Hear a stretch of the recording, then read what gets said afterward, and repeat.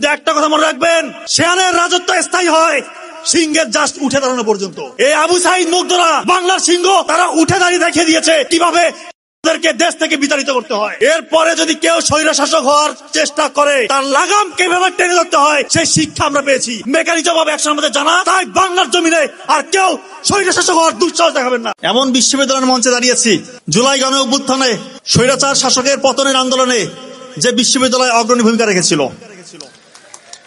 এককভাবে কোনো আন্দোলন কখনো সফল হয় না, কিন্তু আমি যদি একজন ব্যক্তির নাম এই আন্দোলন থেকে আমাকে নিতে হয় মুখে, যার রক্তর বিনিময়ে, যিনি রক্ত দিয়েছেন, শহীদ হয়েছেন, বুলেটের সামনে নিজের বুক কেচা দিয়ে দিয়েছেন, সেই বীর, সেই আবু সাইদকে বুকে লালন করে ধারণ করেছে এই বিশ্ববিদ্যালয়।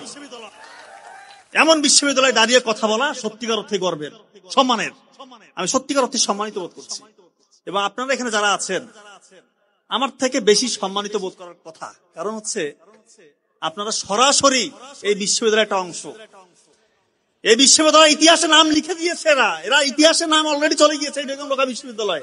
আপনারা এই বিশ্ববিদ্যালয়ের একটা পার্ট, এটা সত্যিকার অর্থে আপনাদের একটা গৌরবের বিষয়। কখনো মনে করবেন না যে বেগম রোকেয়া বিশ্ববিদ্যালয়ে পড়ছি, ঢাকা ভার্সিটিতে পড়লাম না। ওটাও ভালো, এটাও ভালো। আপনারা ইতিহাসের সঙ্গী হয়ে গিয়েছেন, সাথী হয়ে গিয়েছেন, সত্যিকার অর্থে ইতিহাসের অংশীদার।